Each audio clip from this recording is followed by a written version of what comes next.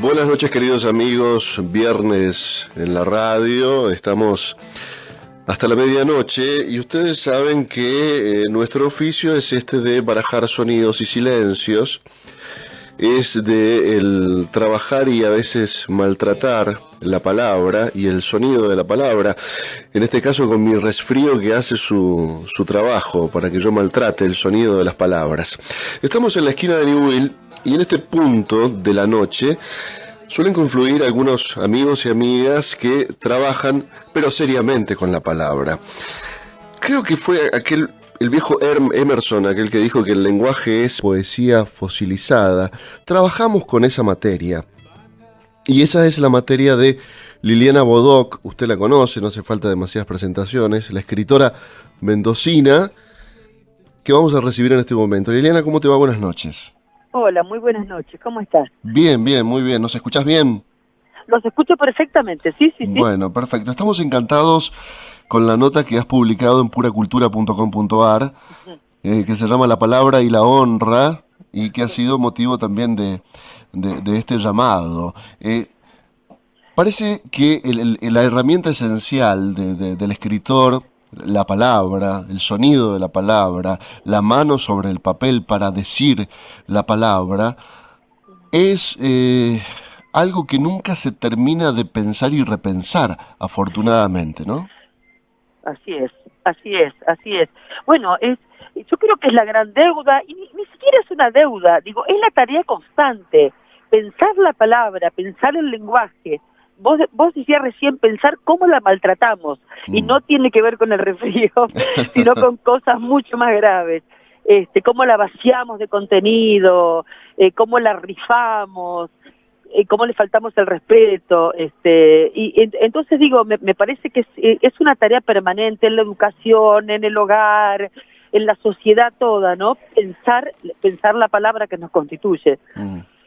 Y el tratamiento de la palabra, el error en el tratamiento de la palabra, ¿tiene que ver con las demasías o con las escaseces? ¿Tratamos poco la palabra o la tratamos demasiado? ¿Cómo es la cosa?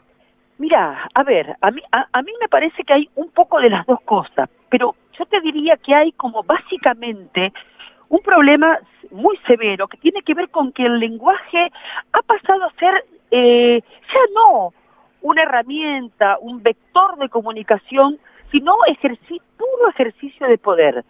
Escucho tantas veces que nos hablamos, no para comunicarnos, sino para todo lo contrario, para doblegarnos, para ejercer poder, para distanciarnos, para mimetizarnos. Muchísimas veces el lenguaje es más una opción de mímesis que una opción de comunicación. Y a mí me parece que eso es lo más grave, Y el gran poder que tienen los que manejan bien la palabra, para bien o para mal, sí, es que somos demasiado inocentes respecto del poder de la palabra. La palabra es trascendente, zanja, y llega al fondo de las cosas, para bien o para mal. Primero fue el verbo, ¿no? Y olvidamos que a veces con las palabras sencillamente se nos puede convencer, se nos puede ubicar en determinado lugar. A veces las palabras son mágicas también. Claro, pero está diciendo una cosa que me parece absolutamente primordial, que tiene que ver con esto, ¿no? Con recordar que la palabra es creadora de realidad también, ¿no? Porque uno está acostumbrado a esta idea de que decir no cambia nada, y decir lo cambia todo, decir o no decir. Así que me parece que esto que estás diciendo es absolutamente esencial, ¿no? Recordar como el verbo como creador. Y en la labor del escritor, de la escritora en tu caso, cuando ya se tiene el dominio magnífico de la gramática, que es esa danza tan linda, ¿no? Con los sonidos también y con los silencios, con los espacios sobre el papel, con la respiración. Una vez que se tiene eso, que es el oficio de escribir, una vez que podés llegar a esa altura y podés bailar con las palabras, ¿cuándo empezás a pensar que es necesario callar algunas, que los adjetivos a veces son demasiados, que sobreabundan? Contame un poco de eso. Sí, bueno, mirá, a mí que por ahí me gusta y lo hago bastante a menudo, dar talleres, porque además, digamos, también nos ayuda como escritores a reflexionar sobre nuestro oficio, ¿no? Nuestra profesión. Yo te diría que es lo primero que hay que aprender a hacer, a callarse, ¿no? A dejar de lado, a dejar para después este vicio un poco adolescente de querer decir todo lo que pensamos acerca de todo en nuestra primera novela. Me parece que es un lugar, digamos, de error muy frecuente en el que todos caímos. De manera que me parece que saber callar, que dejarle al lector el espacio de la duda, de la ambigüedad, del silencio, de poder completar lo que nosotros apenas esbozamos, yo te diría que es uno de los grandes aprendizajes de los escritores. Más que aprender a escribir, hay que aprender a callar. Sí, y parece también incluso una contradicción en un género como el que vos has cultivado, al menos en la saga de los confines, donde tenés que alimentar la imaginación. A veces la imaginación se alimenta mejor con un buen silencio, ¿no? En un momento determinado.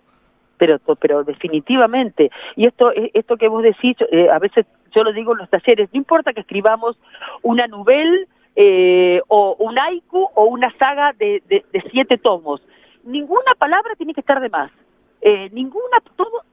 Toda palabra, todo adjetivo, toda descripción tiene que ser relevante, y si no es relevante, pues no la escribas. No sometas a los demás a leer cosas que no son relevantes, al menos digo para tu historia, ¿no?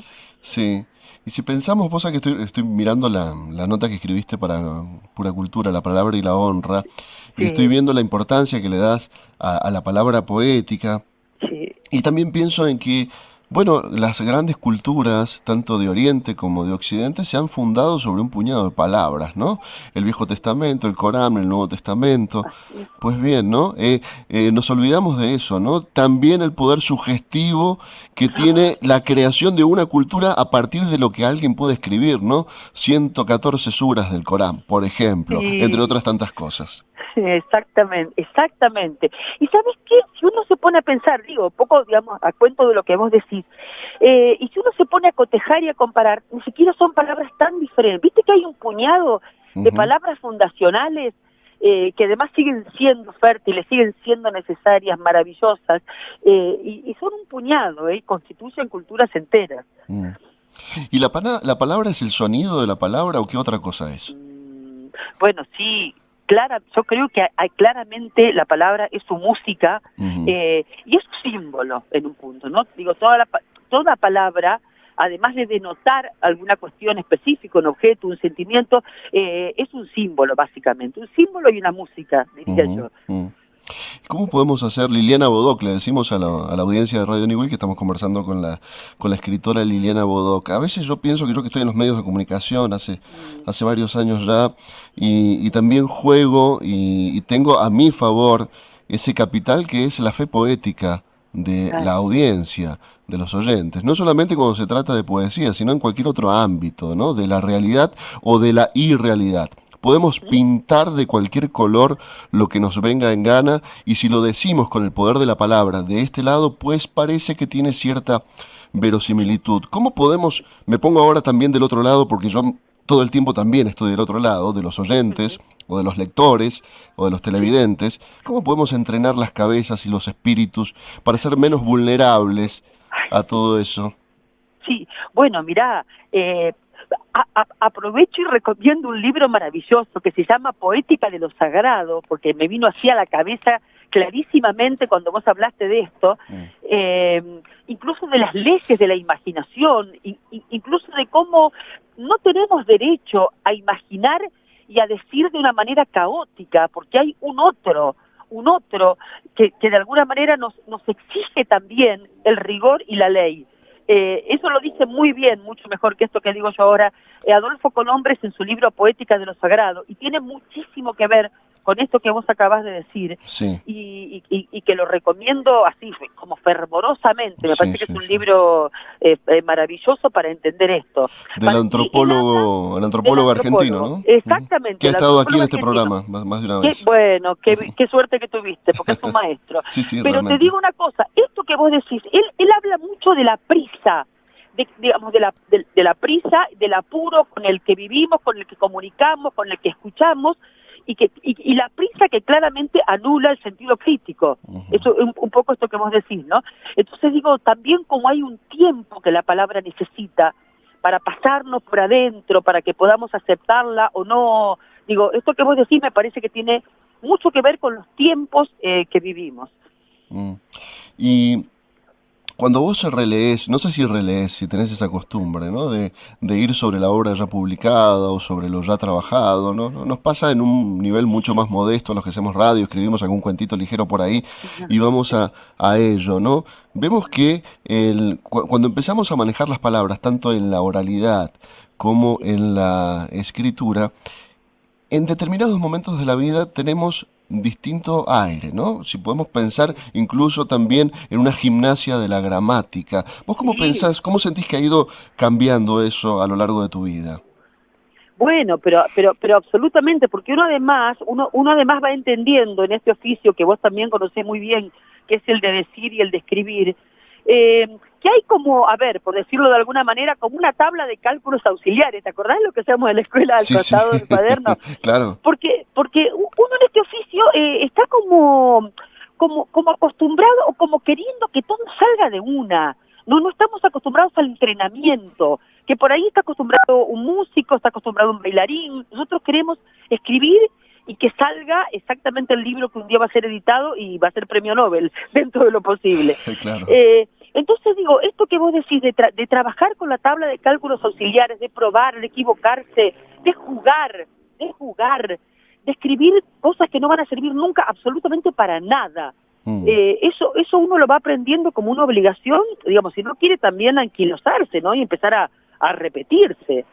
Sí, si pensamos, a ver, muchas veces aquello de García Márquez, ¿no? La pasión por contar historias. ¿Qué hace que un hombre o una mujer abandone todo en la vida, se pueda morir de hambre o de frío, solamente por la pasión de contar historias que, si bien se mira, no sirve absolutamente para nada? Exactamente. Ahora tendríamos que pensar a dudar si es que realmente sirve para algo material y concreto, ¿no?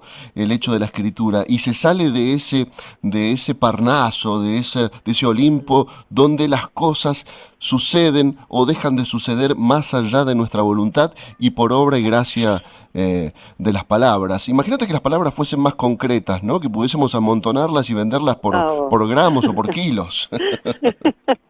Sería decepcionante. Usadas, claro. Americanas. Sí, a veces compramos de segunda mano algunas palabras, ¿no? Que nos vienen. Lo sabrás vos con las traducciones. Claro, bueno, ese es un mundo aparte, ignoto, complejísimo para los que además no sabemos mucho más que el español, y ahí de verdad nos perdemos en el laberinto de los sentidos y no sabemos qué está pasando con lo que escribimos. Sí. Realmente hay una zona muy incierta ahí, ¿no?